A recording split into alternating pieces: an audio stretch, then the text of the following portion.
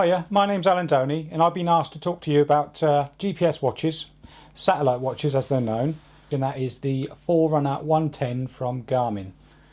First of all, we get the basic feel of the watch on the wrist. Now the rubber strap hugs the wrist quite nicely, and if I put this one on like so, it fits quite snugly, and it's also smaller than the other versions of the Garmin watch. Okay, the chip in there, I'm told, is the latest chip, so it finds the satellite quite quickly. Got the basic time on the display with the seconds and the date. Now the watch will come, first of all boxed up. It will come with different instructions from different languages. Okay, there are a number of them, so if you do get stuck, you can contact Garmin and they'll inform you or send you the right information pack for the right set of instructions and language that you require.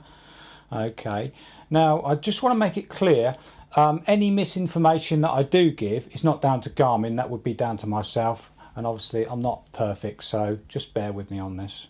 Okay, so then we're going into the actual function of the watch of locating the satellite.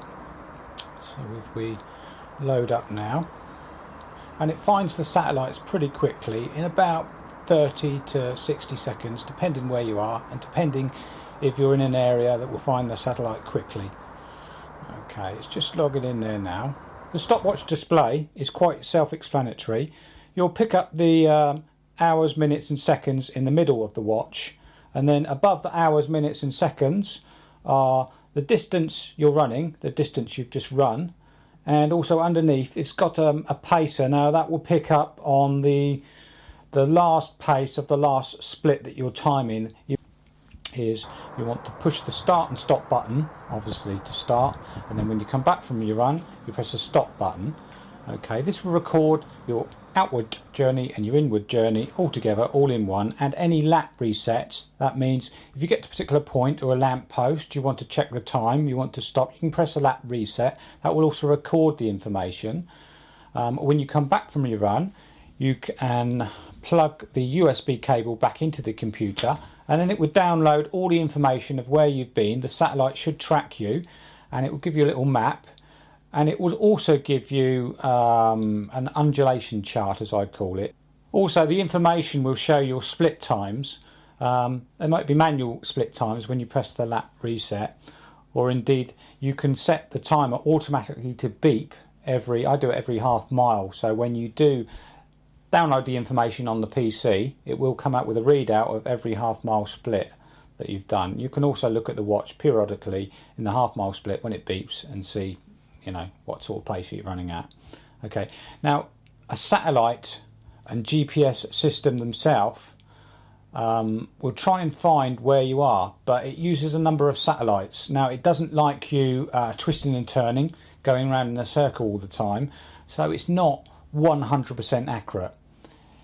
I find most of the time when there's a good clear sky and you are doing a particular race that's out in the open, it seems pretty accurate. Whether it is or not, I don't know, but it certainly appears to be. Now with the Forerunner 110, it's not great at doing interval training. You'll still find it okay, and I still find it okay when I'm interval training, but when you press the start and stop function on the watch, you then have to press the lap reset, and then you have to press the start and stop again to record your recovery.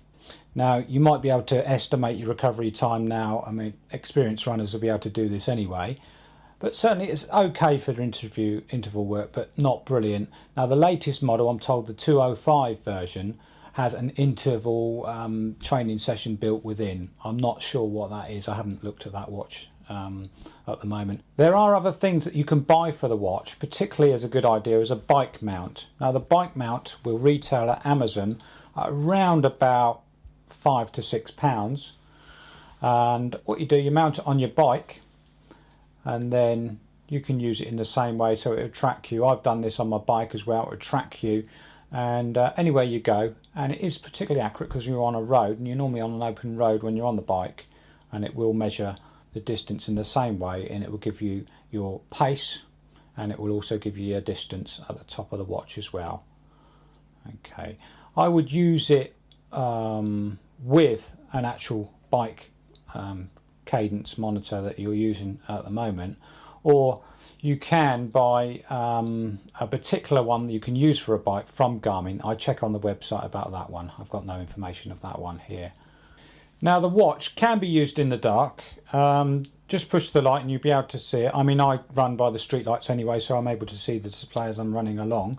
Also the battery, obviously when you are using the light, it's not going to last as long, but you can charge it up again with the charger. It lasts about, I find if I run around about 5-6 miles a day, it will last me a week.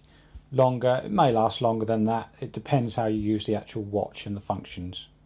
On the downside of the watches, apart from the tricky location of the charger in the computer and the USB connection, is now the watch is said to be water resistant, not waterproof. So apparently it's not recommended that you use it during a triathlon during the water phase, which is a bit strange. Maybe you have to strap it to the bike and keep it on the bike.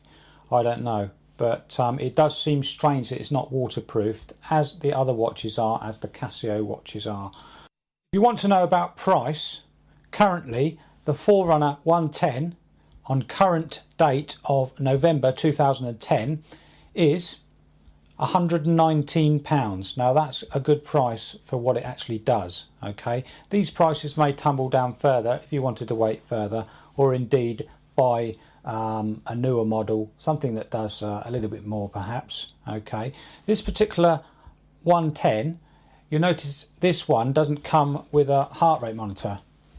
Now that's something I don't really need. I can buy one later on if I want, but I have a separate heart rate monitor and I don't tend to use it that much. Some of you techies out there may want to use that function as well.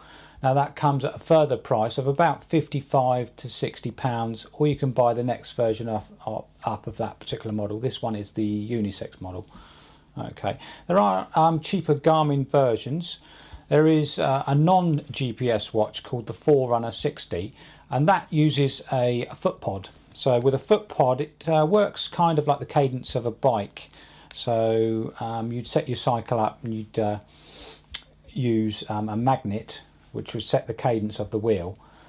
The similar thing, so you put it in your shoe, the actual foot pod, and that links a wireless connection to the Forerunner 60, and then you'd run around a track, an athletics track, you'd do a lap and that maybe calibrate the watch. Okay, this one you don't have to. Really, other than that, you've got to make up your mind. £119 currently retail. It's up to you. I mean, you can order off of Amazon. They will deliver the next day if you do pay more for your delivery, and they will deliver it that next day as soon as they get the order through. Well, I hope that's helped, and get in touch. Send me a message if you're not sure about anything about the watch. I'll try to help you as much as I can. Also, there's a Garmin.com website, and thank you for listening, and I'll be reviewing other products as and when. Okay, take it easy. Thank you for listening. Bye bye.